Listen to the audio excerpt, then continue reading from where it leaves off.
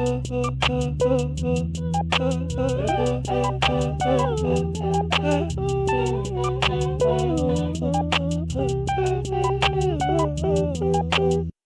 a banjo aficionado? Have you ever wondered why banjos don't have two necks? Well, we, the people at Team Whatever, have the solution for you.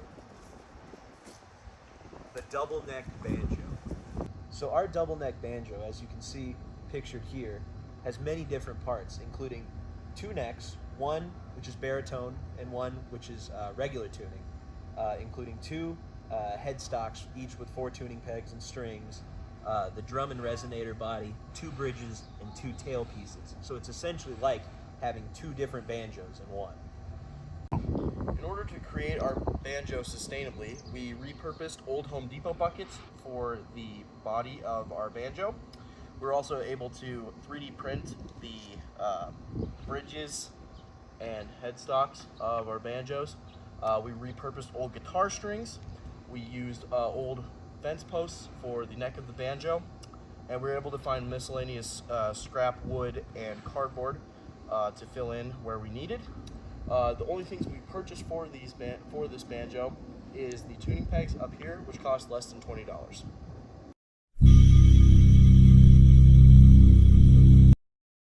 Unlike guitars, which come in varieties that can have 2 necks, banjos typically only come in 1 neck. Researching online into banjos that had 2 necks, we found only 1 instance of a banjo with 2 necks, which is in the image you can see. And this banjo is from the 1930s and is the only documented actual physical one we can find online. After researching the construction of the banjo, we decided that there were 3 tests we needed to perform in order to create our banjo. The first was testing banjo strings to determine what strings we needed to use in the construction of our banjo. We then went into testing different types of drum heads and materials for the drum head. And last, we decided to test how we were going to create the neck in order to make it sturdy with string tension.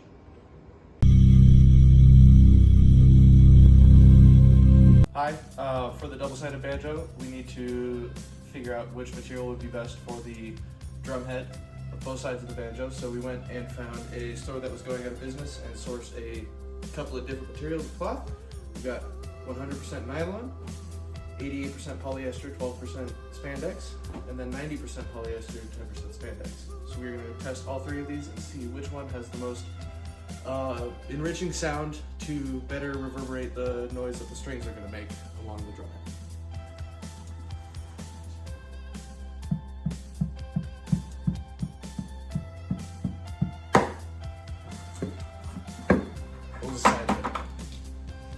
That was the 90% polyester. We are now going to go to the 100% nylon.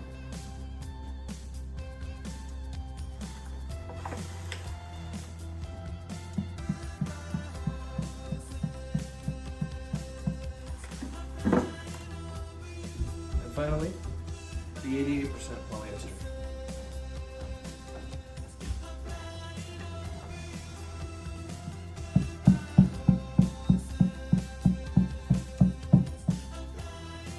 As you can tell, this one had the most voluptuous sound. That was a bad word. And is therefore going to be the material that we will use for the head of our banjo.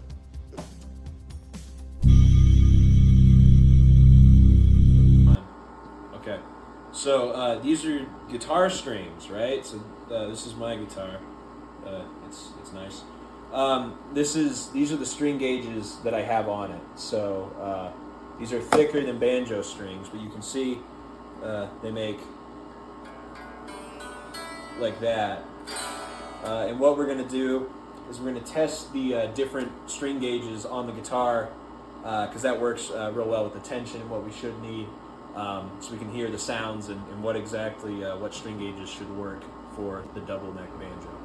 So this is a 48 gauge string. So this would be the thickest string on our banjo, specifically for the baritone neck.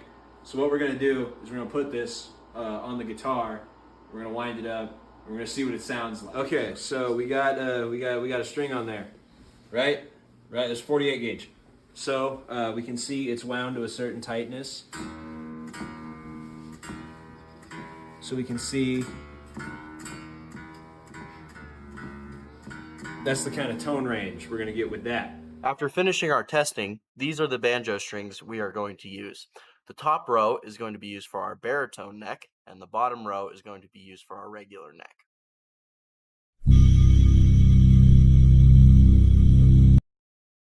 In this image, we are cutting metal for what would have been the truss rod for our musical instrument's neck. However, the metal chosen would have been too heavy and made the instrument too cumbersome and heavy to play. Instead, wood pieces will be glued together in order to make a sturdy neck.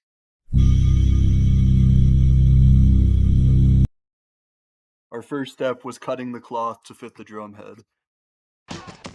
My name is Shake Sula, the mic ruler, the old schooler. You want a trick? I'll bring it to ya. Fight like I'm all caught, rocking like a cop, me run your next working out now. Why make the money see? Next, we cut the bucket and assembled the drum head.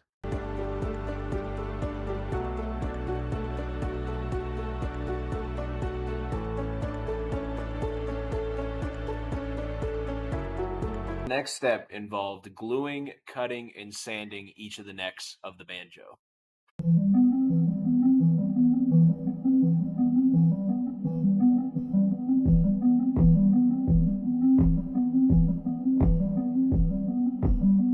Next, we 3D printed the headstocks and assembled them with the tuning pegs we got on Amazon.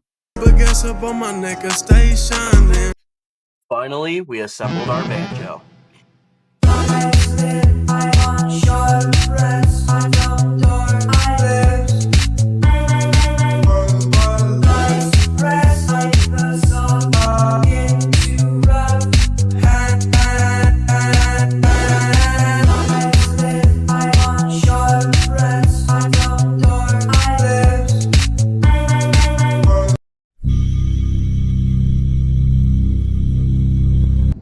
Okay, so now for a little demo of the banjo as we play it. I'm going to play Hot Cross Buns, which is everybody's favorite song, first song they learned.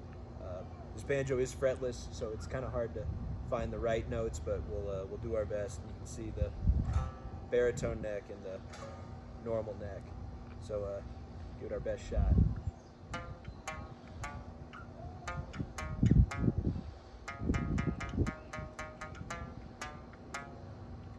It's a little flat, but it works.